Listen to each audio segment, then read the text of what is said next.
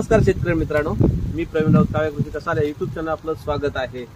आपण यावेळी बरेच सीडरचे बरेच व्हिडिओ बनवले, सीडरची बरीच शेतकऱ्यांना प्रात्यक्षिकं दाखवली आणि त्या निमित्ताने बऱ्याच शेतकऱ्यांपर्यंत आपण सीडर घेऊन पोहोचलो आणि त्या सीडरच्या बऱ्याच शेतकऱ्यांनी आमच्याकडून सीडर खरेदी केले व पेरण्या देखील केल्या।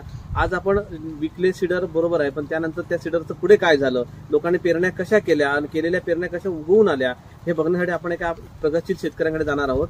आता आपण ह्याचा पुढच्या व्हिडिओ तुम्हाला त्या शेतकऱ्याने कशा प्रकारे सीडरच्या सहाय्याने पेरणी केली व पेरणी केल्यानंतर त्याला काय फायदा झाला, नक्की फायदा होतोय की नाही हे इतर शेतकऱ्यांना जाणून घेण्यासाठी खास त्याच्या शेतात आपण जाऊन बघणार आहोत।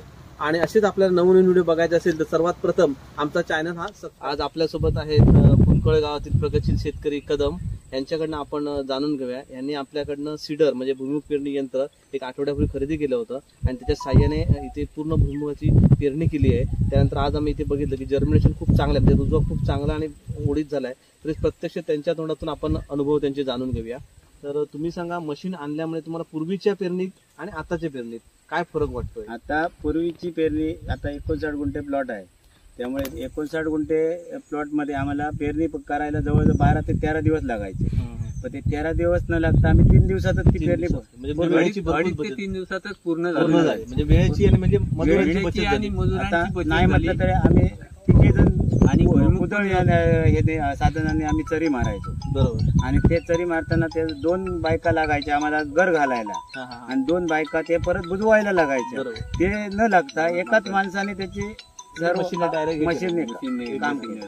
घर तुमचं पहिले एवढेच लागले की पहिल्यापेक्षा कमी लागले? नाही, घर तेवढेच लागले, पण आमचं कसं साधन हे नवीन असल्यामुळे त्यामुळे ते माप ठेवायला आम्हाला जरा हे पडले। त्याच्यामुळे आम्हाला 2 ओळीचं अंतर तुम्हाला जवळ जाते।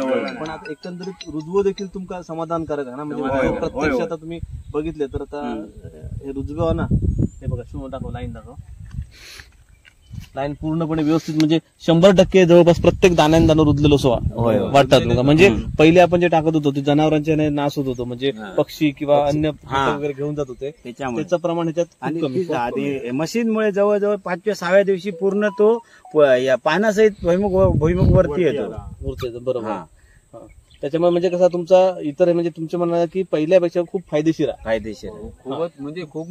खूपच फायदेशीर आहे। म्हणजे सगळ्या शेतकऱ्यांनी आता ह्या मशीनचा वापर करू काहीच हरकत नाही। म्हणजे कसा होता, आराम कोणी पण वापरायची, कोणी पण घ्यायची आणि सहज माणूस चालवू शकता, माणूस आरामात, बाई माणूस पण मशीन चालवू शकता। आणि त्यामध्ये मोठा मेकॅनिझम नाही, त्याच्यामुळे मोठा काही यंत्र नाही, त्यामुळे बिघाड इंधन असं काहीच लागत नाही, डिझेल लागत नाही, पेट्रोल, फक्त आपल्या शरीरातील ताकद सुद्धा नाही लागत। कारण ह्या शेतकऱ्यांनी माळरानावरती काजूमध्ये आंतरपीक घेतलेलं आहे आणि काजूमध्ये तुम्ही बघू शकता माळरानावर आपल्याकडे बरेचसे गवत वाढले होते आणि पूर्णपणे म्हणजे यांची मेहनत देखील भरपूर इथे दिसत आहे। कारण याच्यात मेहनती त्यांनी फिडरने 4-5 वेळा नांगरणी करून एकही तुम्हाला तण दिसत नाहीये।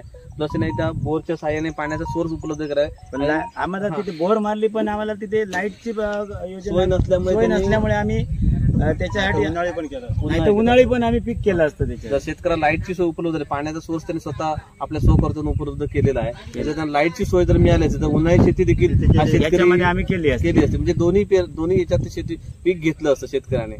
शेती पंपाची पण आम्ही हे प्रकरण केलेलं आहे, 6-7 महिने झाले आहेत, पण अजून काय प्रकरण आमचं मार्गी लागलेलं नाही, निधी पण आम्हाला उपलब्ध झाला नाही। आमदार खासदारांना पण भेटलेलो आम्ही, त्यांनी देतो म्हणून सांगितलं, पण आता बघूया केव्हा देतील तेव्हा घ्यायचं आपण, आशा करतो।